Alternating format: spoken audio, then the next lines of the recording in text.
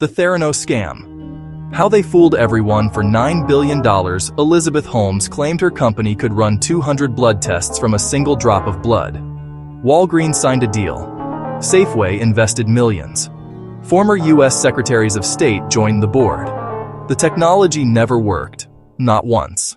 Not even close. Yet Theranos reached a $9 billion valuation, operated for 15 years, and nobody noticed it was completely fake until a 25-year-old employee risked his life to expose it. This is how Silicon Valley's greatest fraud actually worked. I document the frauds and failures that changed how business works. Theranos isn't just a fraud story. It's a masterclass in how to weaponize prestige, intimidate whistleblowers, and convince brilliant people to ignore obvious lies. The tactics Elizabeth Holmes used are still being used today. Once you see them, you can't unsee them. Elizabeth Holmes dropped out of Stanford at 19 with an idea. What if you could test blood with a patch, like a Band-Aid? That idea didn't work, so she pivoted. What if you could run hundreds of tests from one drop of blood? She founded Theranos in 2003. The name meant therapy and diagnosis. The mission was to democratize healthcare. No more needles, no more vials of blood, just a finger prick. Holmes dressed like Steve Jobs, black turtleneck every day. She deepened her voice to sound authoritative. She never blinked during conversations. Former employees said it was terrifying. By 2010, she was raising serious money. By 2013, Walgreens had signed a deal to put Theranos labs in their stores.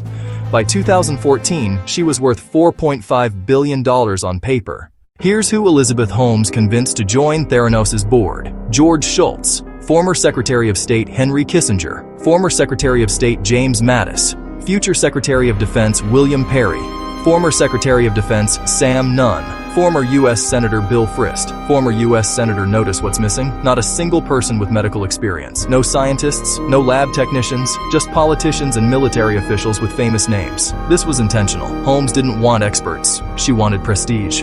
And these board members gave her a weapon. Anyone who questioned Theranos was questioning American heroes. Theranos claimed their Edison device could run 200 tests from one drop of blood. Here's what actually happened. When patients gave blood at Walgreens, Theranos would dilute that tiny sample with saline to create more volume. Then they'd run it through traditional machines from other companies. Siemens, Abbott, Roche. Diluting blood samples destroys accuracy. Results were completely wrong. Patients were told they had HIV when they didn't. Pregnant women were told they were miscarrying when they weren't. Cancer patients were told they were cured when they were dying. When their Edison machines were used, they could only run 12 tests, not 200. And those 12 rarely worked. Quality control data showed 87% failure rates. But here's the genius part. Theranos never published their technology in scientific journals. They claimed it was a trade secret. No peer review, no external validation. Just trust us. When employees noticed the fraud, Holmes deployed a legal weapon. David Boies, one of America's most feared lawyers. Tyler Shultz, George Shultz's grandson, worked at Theranos and discovered the fraud. When he tried to report it, Theranos lawyers threatened to destroy him. They hired private investigators to follow him. They tried to get him arrested for theft of trade secrets. His grandfather sided with Holmes over his own grandson. Erica Chung, another whistleblower, was making $50,000 per year. Theranos threatened her with lawsuits that would cost millions to defend. Every employee signed NDAs with liquidated damages clauses. If you talked, you owed Theranos $2 million immediately. In 2015, John Carreyrou at the Wall Street Journal got a tip. He spent months investigating. Theranos tried everything to kill the story. They threatened to sue the Journal. They had Rupert Murdoch, who owned the Journal and had invested $125 million in Theranos, try to kill it. They sent lawyers after Carreyrou's sources. On October 15, 2015, the Journal published anyway. The headline: Hot startup Theranos has struggled with its blood test technology.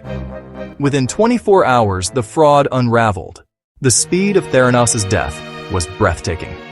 2015. Wall Street Journal expose, published 2016. Forbes revalues Holmes' net worth from $4.5 billion to zero 2016.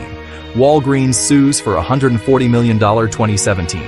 Theranos settles with Arizona for defrauding patients 2018. Holmes charged with criminal fraud 2018. Theranos dissolves January 2022. Holmes convicted on 4 counts of fraud. November 2022. Holmes sentenced to 11 years in federal prison. Theranos teaches 3 terrifying lessons. First, prestige beats evidence.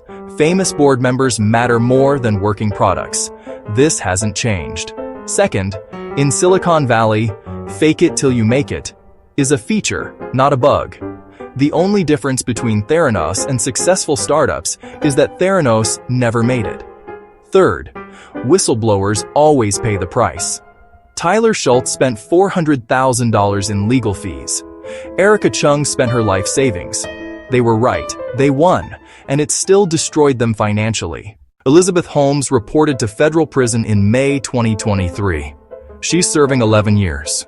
Her partner Sunny Balwani got 13 years. But here's what should terrify you. Theranos operated for 15 years. They had 800 employees. They processed thousands of blood tests. And only 2 people were willing to speak up. How many other Theranos companies are operating right now? How many employees know their company is a fraud but are too scared to speak? We only know about Theranos because 2 20-somethings were brave enough to lose everything for the truth. Next week, how FTX went from $32 billion to 0 in 10 days. Subscribe to Venture Chronicle. Stay curious. Subscribe to Venture Chronicle.